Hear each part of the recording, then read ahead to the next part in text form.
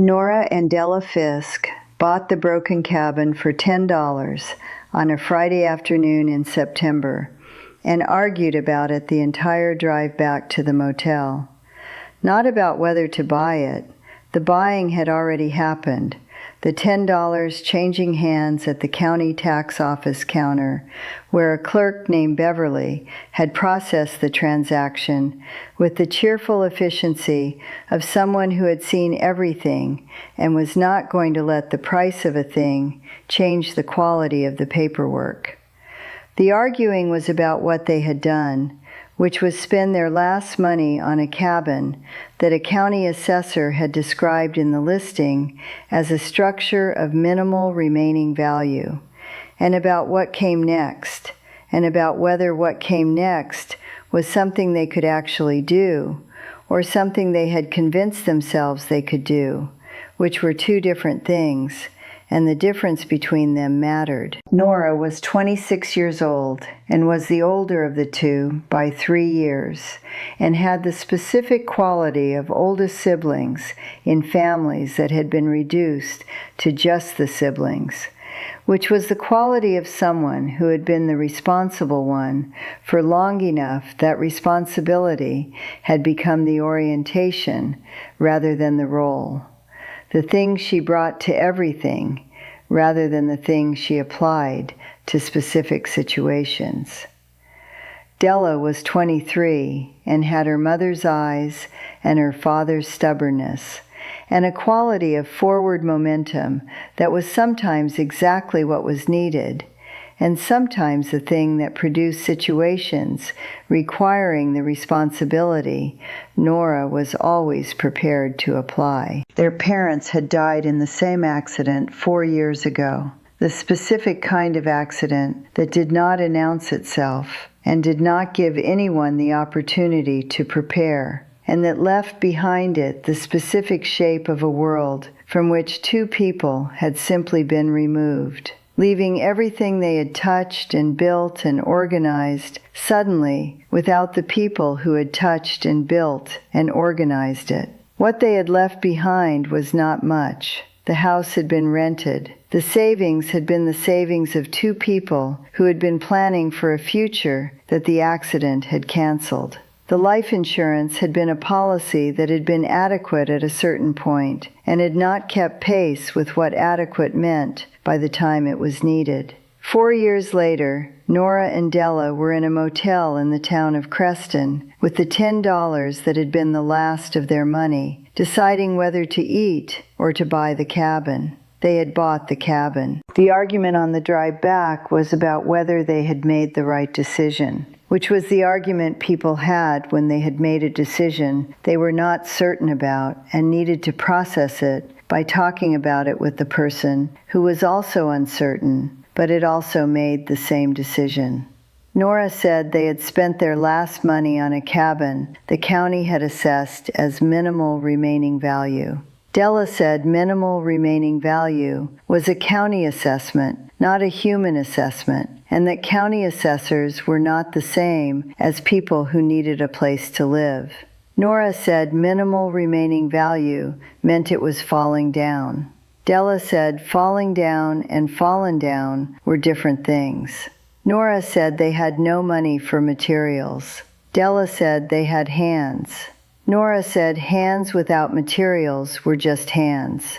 Della said that was not entirely true and that she had some ideas. Nora said she had noticed Della was having ideas in the county office and had been worried about that. Della said she thought they should go see it before they argued about it. Nora said they had already seen it. Della said they had seen the outside. She said they had not been inside. Nora was quiet for a moment. She said, "All right." She drove to the cabin. The cabin was on a gravel road 5 miles from the edge of Creston, in the specific kind of location that rural properties in this county occupied, which was the location of things that had been built before the logic of road networks had organized the landscape, and that sat where they sat for reasons that were historical rather than convenient. It had been listed as a residential property whose owner had died intestate and without traceable heirs, accumulated unpaid property taxes of $10 through the same clerical anomaly that produced the occasionally baffling prices of county tax auction listings, and been available for anyone who wanted it at the liability amount. Nobody had wanted it. The cabin was visible from the gravel road as a structure that was having a conversation with gravity, that gravity was winning in certain respects. The roof on the right side had developed a sag that was the sag of a roof that had lost the argument with the weight of several winters. One wall, the east wall, leaned in a way that suggested it was considering its options. The porch along the south face had given way in the center, and the porch boards were in the relationship with the ground that porch boards adopted when the supports beneath them had gone.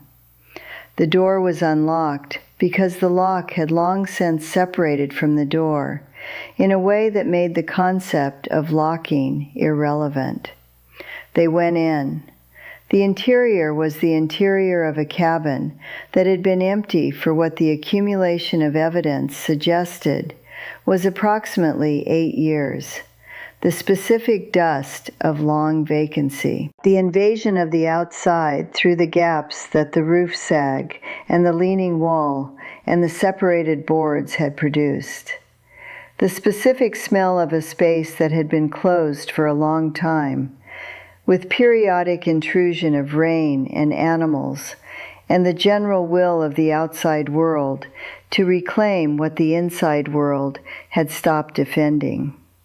Della walked the interior with the specific attention she brought to things she had decided to understand, which was not the tourist's attention of noting the overall impression, but the practical attention of someone cataloging individual elements.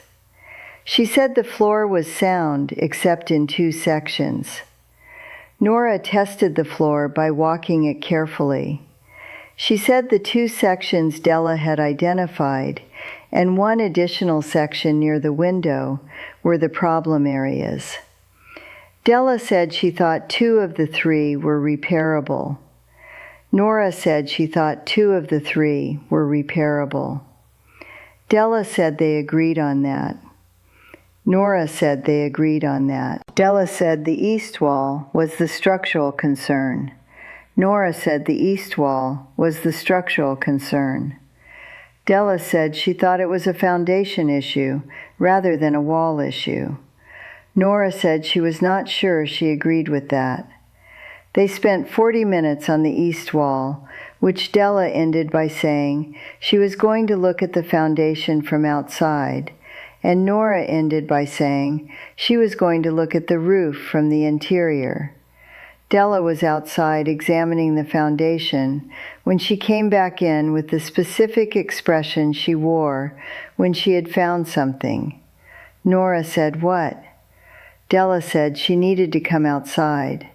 The foundation on the east side of the cabin was the original stone foundation of the original structure, which the style of the construction suggested predated the current cabin by a considerable period. The current cabin had been built on and around the earlier foundation rather than replacing it, which was the specific building history of rural structures that had been modified over generations. But the foundation had something else. On the north side of the east foundation wall, partially obscured by the vegetation that had been growing against it for the years of vacancy, and that Della had pulled back to look at the foundation condition, there was a door. Not a cellar door or a hatch, a door, fitted into the foundation wall with a frame and hinges that were older than the cabin's visible age, and that were made from iron rather than the steel that the cabin's other hardware was made from.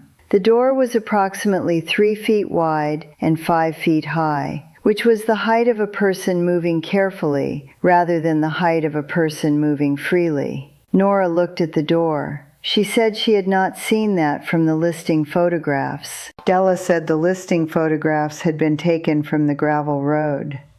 Nora said the county assessor had described the property as minimal remaining value. Della said the county assessor had apparently not walked the perimeter. They looked at the door.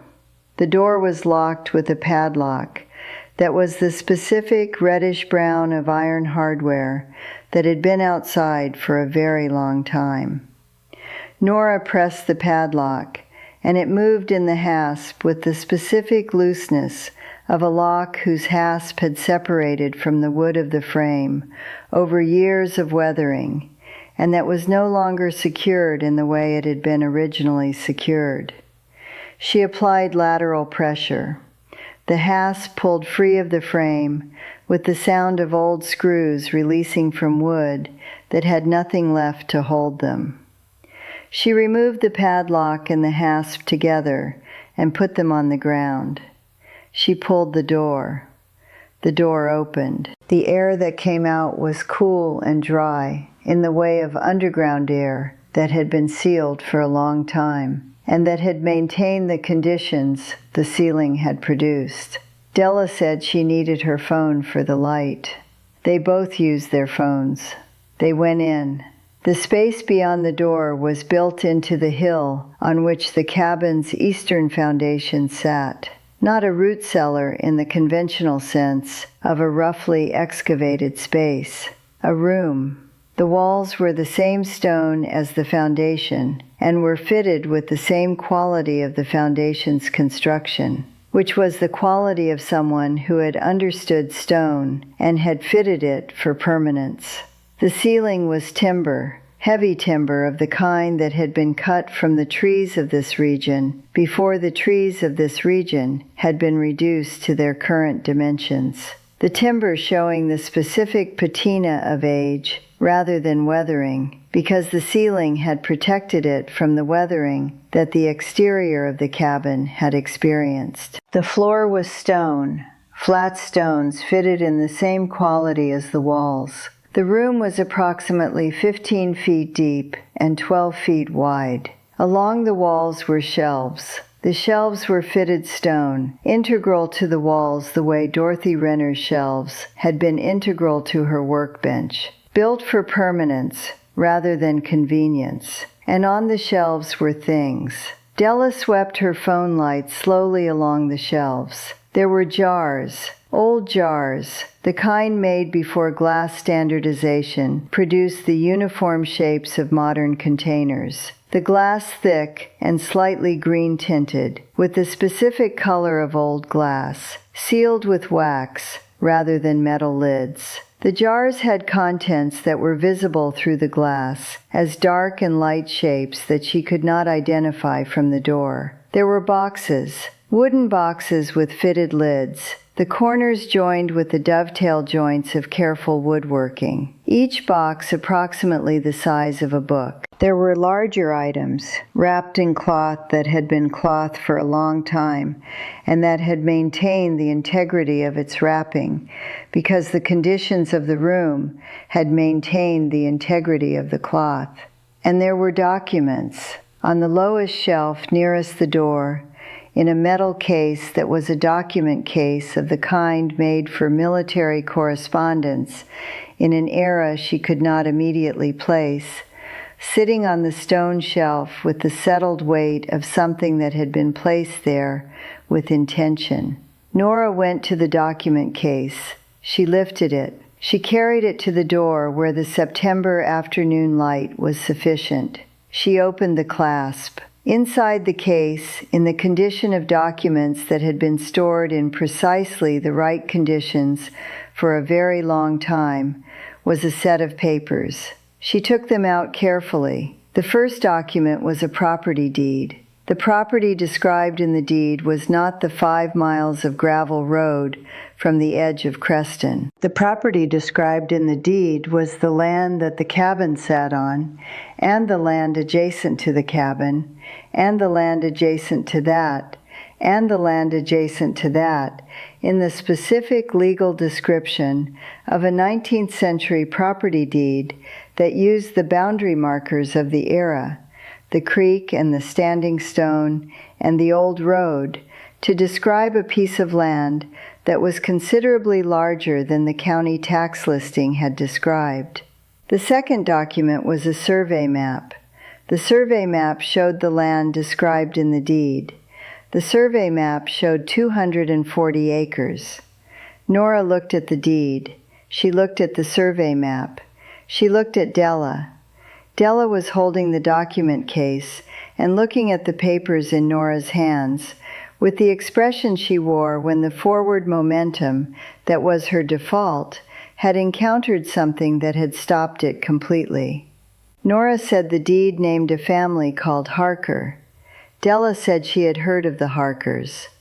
Nora said she had heard of the Harkers too. Everyone in Creston had heard of the Harkers, which was the family that had been in the region before the region had been organized into the county it currently was, and that had been numerous, and then less numerous, and then absent over the generations in the specific way of families that had been planted in a place when the planting was done in large quantities and had been reduced by the attrition of time and circumstance and the general dispersal of people away from the places they came from. The deed was dated 1887. The deed named Thomas Harker and his heirs as the owners of the land described. The deed was signed and witnessed in the way of legal documents of the era. Nora said the deed described this land. Della said yes. Nora said the county tax listing described a parcel that was considerably smaller than this deed described. Della said yes. Nora said the $10 they had paid was for the parcel described in the county tax listing. Della said yes. Nora said the question was whether the parcel in the county tax listing was the full extent of what they had bought, or whether it was one component of a larger property whose title had been fragmented or lost over the intervening period since 1887. Della said that was the question. Nora said she thought they needed a lawyer. Della said they had no money for a lawyer. Nora said she knew. She looked at the documents in her hands and the room behind Della with the shelves and the jars and the boxes and the wrapped items and the specific dry air of a space that had been sealed for a long time. She thought about 4 years. She thought about a motel in Creston and $10 and an argument on a drive back, and the specific forward momentum of a younger sister who had said that fallen down and falling down were different things. She thought about a family named Harker and a deed dated 1887 and 240 acres. She said they were going to the library. Della said they had no money for internet. Nora said the library was free. Della said the library in Creston was closed on Fridays. Nora said it opened at 9 on Saturday. Della said it was Friday afternoon. Nora said she knew what day it was. She looked at the room. She said they were going to spend tonight looking at what was on those shelves because they needed to understand what they had before they could understand what to do with it. Della said that was the most sensible thing she had said since they had driven back from the county office. Nora said she had been sensible the entire time. Della said she had been cautious the entire time, which was a different thing. Nora said she was revising her position on that distinction. They went back into the room. They worked through the shelves methodically, Nora with the document case and Della with her phone camera, and both of them with the specific attention of people who understood that what they were doing was not casual inventory, but the careful documentation of things that needed to be understood before any other step could be taken. The jars held preserved specimens, plant material, and other organic material in preservative solutions that had maintained the preservation through the sealed conditions of the room. The boxes held correspondence, letters in the handwriting of several different people over a period that the dates on the letters spanned from 1871 to 1903. The wrapped items were surveying equipment, the instruments of land measurement from the era of the deed, wrapped in cloth and maintained by the conditions of the room in a state that was not functional after this length of time, but was legible, the specific instruments of someone whose work had been the work of measuring and recording land. The last thing on the lowest shelf, beside the space where the document case had sat, was a smaller case. Della opened it. Inside was another document. This one was not a property deed. It was a letter. The letter was addressed to whoever finds this room. Della read it aloud. The letter was from a man named James Harker, who had written it in 1903, and who described himself as the last of his name in this place, and who had written the letter because he was leaving and did not know if he was coming back, and because the room held the record of what his family had been in this land, and he wanted the record to outlast him. He had written that the deed in the document case described land that was his family's land, and that anyone who found the room was finding it in a place that was part of that land, and that the finding itself was evidence of connection to it. He had written that he hoped whoever found the letter found it in better circumstances than those in which he was leaving it, which were the circumstances of a man who had run out of options in one place and was going to look for them in another. He had written that the land was good land and had always been good land, and that the best use of it was to be on it and to know it and to work it, and that whoever understood that was the right person for it. Della finished reading. She looked at Nora. Nora said they had spent $10 on a broken cabin. Della said yes. Nora said the broken cabin was on land that a man named James Harker had left a room full of records about in 1903. Della said yes. Nora said they needed a lawyer and a title historian and someone who understood property records in this county going back to 1887. Della said yes. Nora said they had no money. Della said they had something that lawyers who worked on contingency might find interesting. Nora looked at her. Della said a property deed for 240 acres in a county where 240 acres was worth considerably more than $10 was the kind of case that lawyers who worked on contingency took because the contingency was in their favor. Nora said she did not know if the deed was valid. Della said that was what the lawyer was for. Nora looked at the deed and the survey map and the room and her sister. She thought about $10 and an argument on a drive and fallen down and falling down being different things. She thought about a man named James Harker writing a letter in 1903 to whoever found the room. She said, all right. She said they were going to sleep in the cabin tonight and go to the library Saturday morning and start making calls.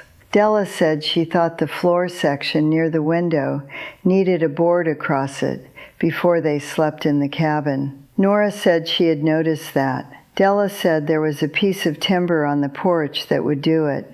Nora said she had noticed that too. They went to get the timber. The September evening was settling over the gravel road and the broken cabin and the room in the stone foundation and the 240 acres of good land that a man named James Harker had been the last of his name on, and that two women who were the last of theirs were standing on now, and the specific quality of the evening was the quality of evenings that did not know they were significant, and that were significant anyway in the way of most significant things, which was quietly and without announcement, and with everything that mattered happening in the space between what was visible and what was understood. Nora fixed the floorboard. Della made a list. They were going to need to make a great many calls on Saturday morning. They had always been good at making the most of what they had. They had $10 less than that now. They had considerably more than $10 more than that in everything else.